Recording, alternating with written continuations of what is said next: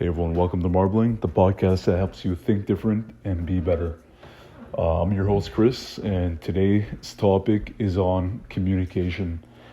Pretty broad topic, and I'm sure a lot of you guys must have, looked into, how to communicate efficiently, effectively, and why it's important to communicate. But there's an extra layer to communication that I think isn't spoken about too much. I haven't seen it talked about nearly as much as the methods used to communicate, and more like the actual words, tonality, conveying the message across, which is super important. You do want to make sure that you're able to communicate properly. That opens up so many doors and leads you down so many successful paths in your life, knowing how to communicate. You could lead people, you could sell to people, you could help them change their lives. You could even save their own life for the first responders, who help prevent suicides.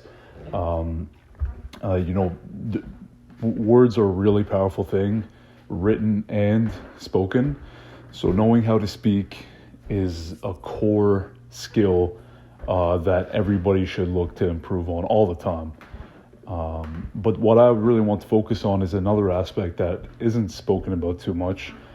And I haven't seen too much literature on it too, but it's still out there. But just to bring it to your attention, it's more on conveying frameworks, whether that's in a debate, whether it's with your significant other, whether it's in a meeting or a negotiation, especially in a business negotiation. You want to make sure you're both operating on the same frameworks on how you see the situation where you're talking about. So just to give you a more tangible example, I was debating with a close friend, and we were talking about the life cycle of businesses and nations, and just the fact that wealth and all of what's passed down generation to generation completely goes to zero by the second or third one. I think the percentage was 70% by the second generation. Odds that what's handed goes to zero, and 90% by the third generation of what's handed goes down to zero. And we were both debating our points, and at some point we actually hit the wall where our positions were kind of opposed, and there really was no path to move forward, where you're just starting to learn from each other more at that point. When you get all the arguments, the argumental points out the way, then you can actually start to maybe change your thinking, or take in information that the other person has that you don't, and they will find out the same thing as well. It's really not an active thing unless you're looking to make it an active process, but you'll start to take in the information that they're using to process their arguments, and the information you're using to process your views and your arguments. And a lot of times they're misaligned. You're not even debating on the same fundamental topic. You're not even communicating on the same platform. You're not even on the same page, essentially. And that's something I've noticed that has helped me make sure that conversations are more fruitful and less of a waste of time, or it even prevents a lot of people from getting angry too. We're like, how can you not see this is the way it is? Or how can you not agree to what I'm saying? Most of the time it's because one party or the other isn't operating with the same set of information. And I like to ask it pretty literally. I'll ask them, what information are you going by to come up with this opinion or view?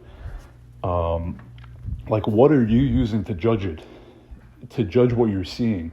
What do you know, and how is that translating in your brain to your opinion that you're giving to me, right? And that's been super fruitful, because then they'll tell you, A, B, C, X, Y, Z.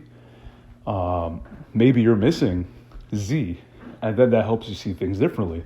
Maybe you'll agree, maybe you'll disagree, but then that also opens up, for you to share your thoughts after that, and you'll be like, but have you even thought of C or D?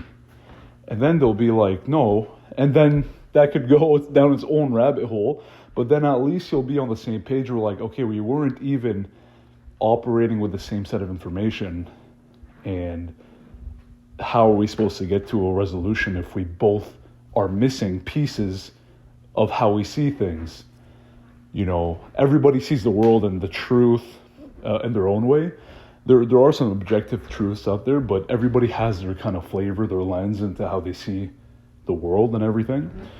So because that differs, and over time it starts to get corrected a little bit, the longer you spend time with that person and get to know somebody. But there will still be some fundamental flavors or codings that somebody sees the world in a certain way that doesn't match the way you see it, because you know something they don't, and they probably know something you don't. So making sure that's actually kind of tied in, narrowed down, and nailed down has been super helpful in my life, and hopefully in yours. I'll see you guys in the next episode.